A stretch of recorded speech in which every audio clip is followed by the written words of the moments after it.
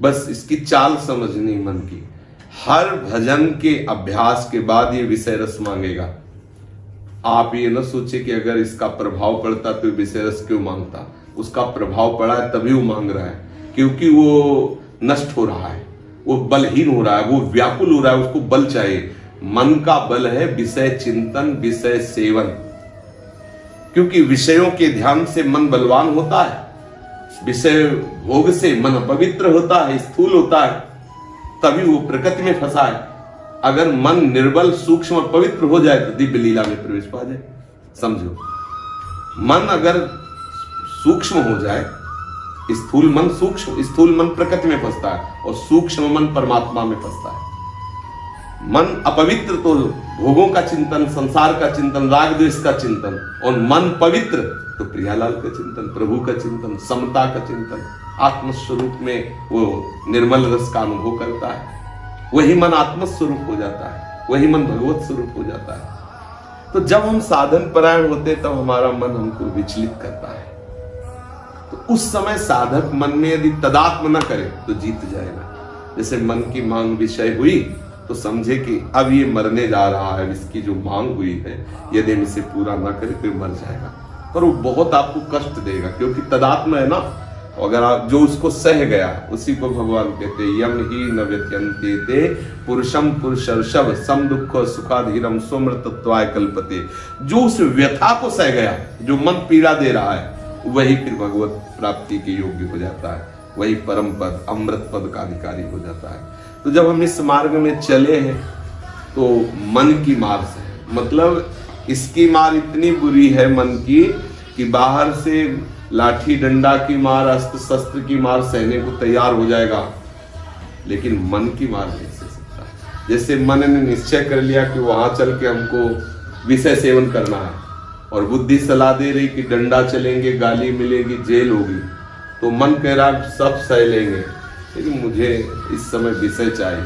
तो तदात्म भाव से जो युक्त होता है मनुष्य, वो मन की सलाह पर चल देता है, और जो भगवद आश्रित होता है वो वहीं रोकता है, नहीं जाना। अब वो जो जलन पैदा कर रहा है वो हर अस्त्र शस्त्र से भी तीक्ष्ण जहरीली है। उसे जो सह गया वो परम पद का अधिकारी होता है। सहत सहत बाढ़े भगत गिरे तन गुरिगा। हमें सहना है, और केवल आप ये निश्चय कर लो कि हमें सहना, तो सह जाओगे। और सहना तो है ही। जैसे सोच ले कि वो बढ़िया है, मन ने मांगा और वो विषय सेवन कर लिया तो चैन तो मिल गए। अब उसको दो जलन होगी, एक तृष्णा जो भोगा और दूसरी नवीन भोग भोगने की आकांक्षा। अब वो और फंसता चला गया। थोड़ी देर के लिए उसको लगा कि शांति मिल गई, लेकिन वो समझ नहीं पाया। उसको अब मन ने दोहरी मार दी। अब भोगों को जो भोगा उसकी तृष्णा, उसका अनुभव, और जो नवीन भोग सुने हैं, पढ़े हैं, लोगों से देखे सुने पढ़े, उनको भोगने की कामना। अब तृष्णा और कामना दो, पहले केवल कामना थी, पहले तो स्फुरना होती, फिर संकल्प कामना का भोग का, और फिर वो क्रिया, अब तृष्णा और फिर कामना, दोनों मिलकर के उसको नष्ट कर देती है। इसलिए साधक को चाहे कि स्फुरना में ही रोक ले।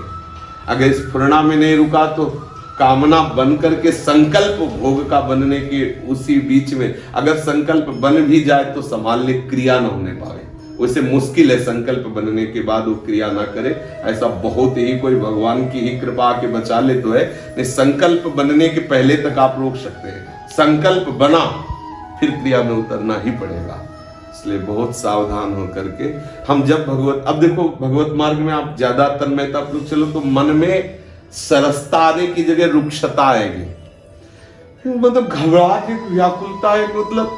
और विषय सेवन के लिए अभी आप तो मन में एक उत्साह आ जाएगा, एक अभी भोगने का केवल आप भाव बनाइए, अभी एक नवीन उत्साह, एक क्यों, जबकि वहां नीरसता, यहां सरसता, सरसता में नीरसता और नीरसता में सरसता का कैसा विपरीत। इसी को अविद्या कहते हैं, अज्ञान कहते हैं। भगवत मार्ग आनंदमय है तो ये दुखमय अनुभव करा रहा, संसार दुखालय भगवान कह रहे हैं, दुखमय तो ये आनंदमय अनुभव करा रहा। ये इसे विपरीत बुद्धि कहते हैं, इसे कुमति कहते हैं। यत् तग्रे विस्मय परिणामे अमृतोपमम्, जिसमें आपको वर्तमान में विष जैसा लगे, शुरुआत विष जैसा, उसका परिणाम अमृतमय होगा। जैसे रोज नियम से पाठ करना, रोज भजन का नियम पूरा करना, सत्संग करना, संयम से रहना, जितेंद्रियता, ये सब विष जैसा लगता है, लेकिन इसका परिणाम अमृत जैसा है। और विषय सेवन अभी आनंद, अभी खा लिया, देख लिया, सूंघ लिया, छू लिया, तो बोले जिसके प्रारंभ में यतितग्रे अमृतोपमम तो परिणामे विष्णु तब सुखम राजसम स्मृतम। वो रजोगुणी सुख तत्काल में लगता है बड़ा सुख है, लेकिन उसका परिणाम बड़ा भयंकर विस्मय होगा। तो जो उपासक है वो बुद्धि के द्वारा परिणाम पर नजर रखता है, कोई भी क्रिया करने के पहले परिणाम विचारता है। और जो विषयी होता है वो विचार नहीं करता है, बिना विचारे जे करे ते पाछे पछताए, काम बिगाड़ो अपनो जग में होता शायद। विचार पूर्वक चलो। मन को परमानंद का लोभ देने के लिए उसकी जो विषय लोभ है उससे हटना होगा, उसका जो विषय प्रलोभन है उससे बचना होगा, और उस जलन को सहना ही सहना है। मन की चाल पे मत फंसो, मन की चाल बहुत बुरी है। जो इसके चक्कर में फंस गया वो भी बहुत बुरी तरह और पछतावा होता है जब फंस गए। अब क्या करें? बार बार आता कि अगर ऐसा ना करते तो। आप सोचो लॉकडाउन में आपको आपके घर में रखा गया तो कैसा लग रहा है, कब खत्म हो? और यदि 20 वर्ष की जेल हो तब कैसा लगेगा आपको? कुछ और दंड न दिया है, जब 20 वर्ष आपको जेल दिए 10 वर्ष आपको 10 वर्ष, अभी 30-40 दिन का लॉकडाउन है, तो बड़ी सुविधा में रहने पर भी सबको मन में लगता कब खत्म हो और थोड़ी स्वतंत्रता से हम।